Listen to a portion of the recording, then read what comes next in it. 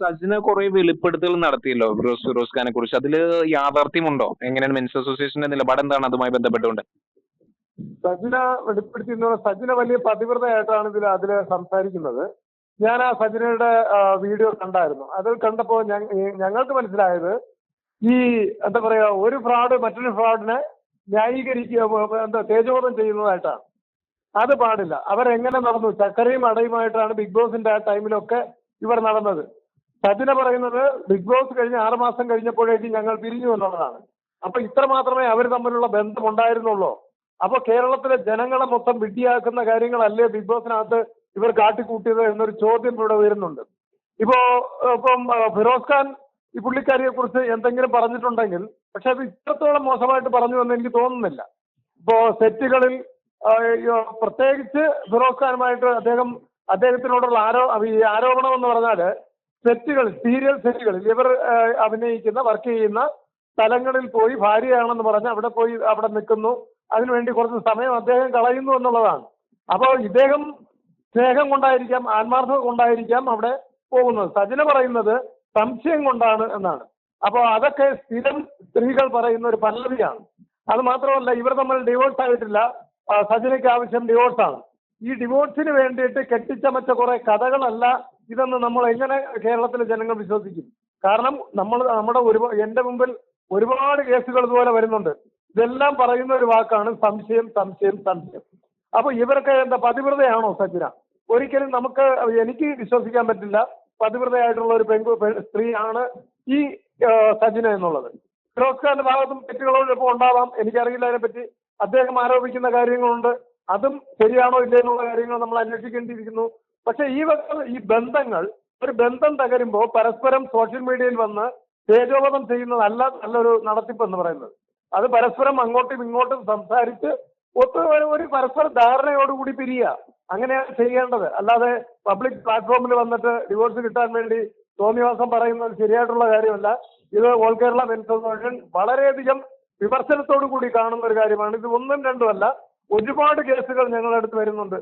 പിന്നെ പോലീസ് സ്റ്റേഷനിൽ പരാതി കൊടുക്കുക. അപ്പൊ സജിനോട് എനിക്ക് വേറൊരു കാര്യം കൂടെ ചോദിക്കാനുണ്ട്.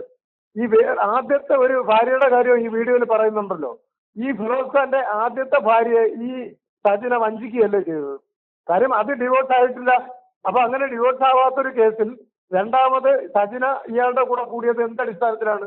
അപ്പോൾ പബ്ലിസിറ്റിക്ക് മറ്റും വേണ്ടിയാണല്ലോ. തീർച്ചയായിട്ടും ഫിറോസ് ഖാന്റെ കൂടെ വന്നിട്ട് തന്നെയാണ് സജിന കേരള ജനത ഏറെക്കുറെയൊക്കെ അറിയാൻ തുടങ്ങിയത്. അപ്പോ എല്ലാ രീതിയിലും പല നേട്ടങ്ങൾ കൊയ്തതിനു ശേഷം അദ്ദേഹത്തിനെതിരെ ആരോപണങ്ങൾ ഉന്നയിക്കുന്നത് നീചമായിട്ടുള്ള പ്രവൃത്തിയാണ്, തെറ്റാണ്. ശക്തമായിട്ട് അതിൽ ഞങ്ങളും പ്രതിഷേധിക്കുന്നു എന്നുള്ളതാണ്. ആദ്യം ഉന്നയിച്ചിരുന്ന കുറെ ആരോപണങ്ങളൊക്കെ പിന്നീട് ഡിലീറ്റ് ചെയ്തു അല്ലേ ആ ഒരു വീഡിയോയിലെ? അതെ അതെ അതെ, അതാണ്. അതുകൊണ്ടാണ് പറഞ്ഞത് സച്ചിന് ഒരുപാട് ഈ ഉടായ്പ് കാണിക്കുന്നുണ്ട്.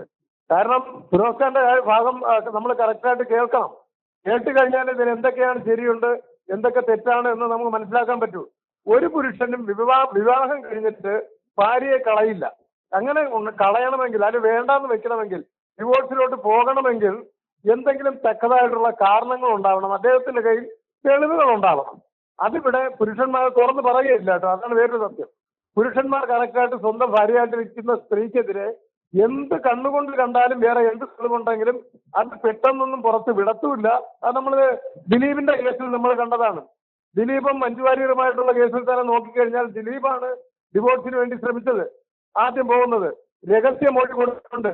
എന്നിട്ടും അതിൽ പറഞ്ഞിട്ടുള്ളത് എന്റെ മകളുടെ അമ്മയാണ്, അതുകൊണ്ട് മൊഴിയിൽ പറഞ്ഞിരിക്കുന്ന കാര്യങ്ങൾ പുറത്തു പോകരുത്. അപ്പൊ ഇത് തന്നെയാണ് എല്ലാ പുരുഷന്മാരും ചെയ്യുന്നത്. ഭാര്യമാർക്കെതിരെ മോശമായിട്ട് എന്ത് കണ്ടാലും അവർ ഒരിക്കലും അത് പുറത്തു പറയില്ല. കാര്യം അതിന്റെ നാണക്കേട് ഭർത്താവായിട്ടുള്ള ഇയാൾക്കും കൂടിയിട്ടാണ്. അതുകൊണ്ടാണ് ഫിറോസും അങ്ങനെ വലുതായിട്ടുള്ള ആരോപണങ്ങൾ പറയാത്തത്. ഇപ്പൊ സജിന പറഞ്ഞിരിക്കുന്ന വീഡിയോയിൽ തന്നെ ഒരുപാട് കള്ളങ്ങളുണ്ടെന്ന് നമുക്ക് വ്യക്തമാണ്. കാര്യം ഒരാളുടെ മുഖം കാണുമ്പോൾ നമുക്ക് നന്നായിട്ട് അറിയാം. അത് ഒരുപാട് സ്ത്രീകളുടെയും പുരുഷന്മാരുടെയും മുഖം കണ്ട് സംസാരിച്ചിട്ടുള്ള എനിക്ക് വ്യക്തമാണ്. ആ വീഡിയോ ഫുള്ളായിട്ട് ഞാൻ കണ്ടതാണ്. അപ്പൊ അതിൽ പറയുന്ന ചില സമയങ്ങളിൽ തിരിച്ച് എന്തോ വേറൊരു മനസ്സുള്ളുകൊണ്ട് ഇപ്പൊ എന്തോ അയാൾക്ക് പണി കിട്ടും എന്നുള്ളൊരു രീതിയിലുള്ള ഒരു ആഹ്ലാദം പോലെയാണ് ചില വാക്കുകൾ വരുന്നത്. അപ്പൊ ഇമാതിരിയുള്ള തരികിട പരിപാടികൾ ഒരു കാരണവശാലും ഒരു സ്ത്രീയും നടത്താൻ പാടില്ല. ഇപ്പോ ഷിയാസ് ഖാൻ നമ്മൾ ഇടപെട്ടിട്ടില്ലല്ലോ, സംഘടന ഇടപെട്ടിട്ടില്ല. അപ്പോൾ അതിൽ നമ്മൾ കുറച്ച് കാര്യങ്ങൾ കണ്ടിട്ടുണ്ട്. പക്ഷേ ഇദ്ദേഹത്തിന്റെ കാര്യം നമ്മൾ എടുക്കുമ്പോൾ കുറച്ച് പ്രശ്നമല്ലാത്തൊരു കേസായിട്ട് തോന്നുന്നുണ്ട്. സജിനയുടെ ഭാഗത്താണ് വലിയ തെറ്റുകളായിട്ട് നമ്മൾ കാണുന്നത്. ഷിയാസ് ഖാന്റെ വിഷയത്തിലോ? ഷിയാസ് ഖാന്റെ വിഷയത്തിൽ കുറച്ച് എന്തൊക്കെയോ ഉള്ളതായിട്ടാണ് തോന്നുന്നത്. എന്ന് പറഞ്ഞാൽ കുറെ വോയിസുകൾ വന്നിട്ടുണ്ട്. ആ വോയിസുകൾ അദ്ദേഹം ഇപ്പൊ പറയുന്നത് നമ്മുടെ മുകേഷ് നായർ എനിക്ക് അതിന്റെ കുറച്ച് ഭാഗം വീഡിയോ ഒക്കെ ഇട്ട് തന്നു. അപ്പൊ അതിൽ വെച്ച് ഞാൻ കണ്ടിട്ട് കേട്ടിട്ടും മനസ്സിലാക്കിയത് നമ്മളിപ്പോ തൽക്കാലം അതിൽ ഇടപെടണ്ട എന്നുള്ളതാണ്. മുകേഷ് അതിൽ ഇടപെട്ടിട്ടുണ്ട്, വീഡിയോ ഒക്കെ ചെയ്തിട്ടുണ്ട്. അത് മാത്രമല്ല ഷിയാസ് ഖാൻ ഇട്ടുകൊടുത്ത കുറച്ച് ആ സ്ത്രീ പറയുന്നത്, ഓപ്പോസിറ്റ് സ്ത്രീ പറയുന്ന ഓഡിയോയും അദ്ദേഹത്തിന്റെ കയ്യിൽ വന്നിട്ടുണ്ടെന്നാണ് പറയുന്നത്. അപ്പോൾ അത് പിന്നെ ഒരു കാര്യം, പീഡന പരാതികളൊന്നും ഉന്നയിച്ചിട്ടില്ല, ക്യാഷ് ഇടപാടുകളാണ് അതിൽ വരുന്നത്. അപ്പൊ അതുകൊണ്ട് അത് കുറച്ച് നമ്മൾ അതിൽ ഇടപെടുന്നില്ല എന്നുള്ളത് മാത്രമേ ഉള്ളൂ. തീർച്ചയായിട്ടും അദ്ദേഹത്തിന്റെ ഭാഗത്ത് ന്യായമുണ്ടെന്ന് തോന്നിയാൽ നമ്മൾ നിൽക്കും അദ്ദേഹത്തിന്റെ കൂടെ, അതിന് മാറ്റമൊന്നുമില്ല. പക്ഷെ അത് നമുക്ക് കറക്റ്റായിട്ടുള്ള അതിന്റെ ഒരു തെളിവുകൾ കിട്ടണം. മനസ്സിലായില്ലേ? ഇവർ തമ്മിൽ പരസ്പരം ബന്ധമുണ്ടായിരുന്നു എന്നുള്ളത് വ്യക്തമാണ്. അപ്പോൾ അതിൽ പിന്നെ വേറൊരു ബലാത്സംഗ ആരോപണങ്ങളോ പീഡനം പീഡിപ്പിച്ചെന്നോ ഒന്നും അത് പറയുന്നതുമില്ല. അപ്പൊ അങ്ങനെ ഒരു സാഹചര്യത്തിൽ അത് നമുക്ക് ക്ലോസ് ചെയ്യാൻ പറ്റുന്ന കാര്യങ്ങളാണത്. സംസാരിച്ച് ക്ലിയർ ചെയ്യാൻ മതി. മൊത്തം ദുരൂഹമാണല്ലേ? പരാതി ഉന്നയിക്കുന്നവരും അതോടൊപ്പം തന്നെ ഉന്നയിക്കപ്പെടുന്നവരും എല്ലാം തന്നെ മൊത്തത്തിൽ ദുരൂഹമാണ് എല്ലാത്തിലും അല്ലേ? ഇതിൽ കുറച്ച് ഭൂരിഭാഗവും ഫ്രോഡുകളാണ്. അതാണ് വേറൊരു സത്യം.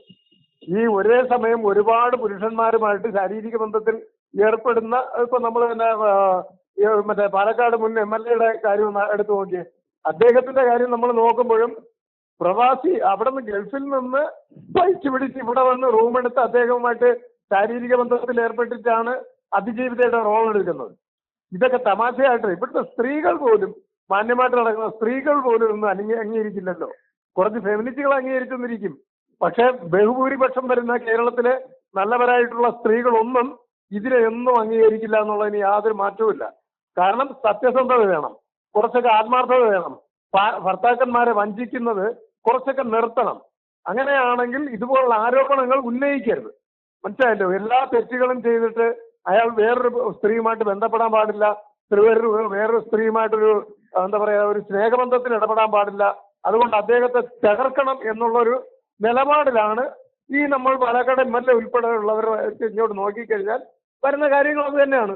ദിലീപിന്റെ കേസും അത് തന്നെയാണ്. ദിലീപിനെ തകർക്കുക. അവിടെ എന്താണ് വരുന്നത്? ഈ പറയുന്ന അതിജീവിതയ്ക്ക് എന്താ പറയാ നീതി ഇപ്പോഴും കിട്ടിയിട്ടില്ല എന്നാണ് പറയുന്നത്. അപ്പൊ നീതി കിട്ടിയിട്ടില്ല. അത് മാത്രമല്ല, ഇപ്പം വേറെ എന്തൊക്കെയോ പരിപാടികൾ നമ്മുടെ മൂത്ത ഫെമിനിറ്റി ഉൾപ്പെടെയുള്ളവർ സ്റ്റാർട്ട് ചെയ്തിരിക്കുകയാണ്. അത് അറിഞ്ഞു കാണുമല്ലോ. അപ്പൊ ഇങ്ങനെയുള്ള എന്തൊക്കെ ഇനി അടുത്ത പുനരന്വേഷണം, എന്ത് അന്വേഷണം വന്നാലും കോടതികൾ നടപടികൾ എന്ന് പറയുന്നത് ഇവർ പറയും പോലെ അല്ല. ഇവർ പറയുന്ന രീതിയിൽ ഒരാളെ ശിക്ഷിക്കണം എന്ന് പറഞ്ഞാൽ അതിന് തെളിവുകൾ വേണ്ടേ? തെളിവിന്റെ അടിസ്ഥാനത്തിലല്ലേ കോടതികൾ ഒരാളിനെ കുറ്റവിമുക്തനാക്കുന്നതും കുറ്റക്കാരനാണെന്ന് പറയുന്നതും? ഇതങ്ങനെയല്ല. ഇത് ഈ ഫെമിനിസ്റ്റുകൾ എന്ത് പറയുന്നോ അത് അംഗീകരിച്ചുകൊണ്ട് ആ നിലപാടെടുക്കണം. കോടതി ആ നിലപാടെടുത്തു കഴിഞ്ഞാൽ ഹാപ്പിയാണ്. ഇപ്പൊ പൾസർ സുനിയെ വെറുതെ വിട്ടാലും കുഴപ്പമില്ല, ദിലീപിനെ ശിക്ഷിച്ചു കഴിഞ്ഞാൽ ഇവർ ഹാപ്പിയായി. അയാളെ തൂക്കിക്കൊല്ലാനോ അല്ലെങ്കിൽ ജീവപര്യന്തോ കൊടുത്താൽ ഇവർ ഹാപ്പിയായി. അത് ആ നിലപാടുകൾ മാറ്റണം. ആദ്യം ശരിയും തെറ്റും എന്താണെന്ന് മനസ്സിലാക്കണം. താഴെ നിന്ന് വളർന്നു വന്നവരെയാണ് ഈ സ്ത്രീകൾ ഇമാതിരി പീഡന കേസുകൾ പെടുത്തി ജയിലിൽ അടച്ചതും അടയ്ക്കാൻ ശ്രമിക്കുന്നതും. അതാണ് ഇവിടെ നടന്നുകൊണ്ടിരിക്കുന്നത്. ഇത് അവസാനിപ്പിക്കണം. അതിനു വേണ്ടിയിട്ടുള്ള പ്രവർത്തനങ്ങളാണ് ഞങ്ങളും നടത്തിക്കൊണ്ടിരിക്കുന്നത്. അത് വിജയകരമായിട്ട് മുന്നോട്ട് പോകും. ഉടനെ തന്നെ മെൻസ് കമ്മീഷനും വരും. ഇപ്പോൾ അടുത്ത മുഖ്യമന്ത്രി ആരായാലും മുഖ്യമന്ത്രി ഞങ്ങൾ ഉടനെ കാണുന്നുണ്ട്. കണ്ടതിന് ശേഷം മറ്റു നടപടികൾ എടുക്കും. അല്ലെങ്കിൽ വലിയ സമര പരിപാടികളുമായിട്ട് പോയിട്ട് മെൻസ് കമ്മീഷനിലൂടെ കൊണ്ടുവരേണ്ട നടപടി ചെയ്യും. ഓക്കെ.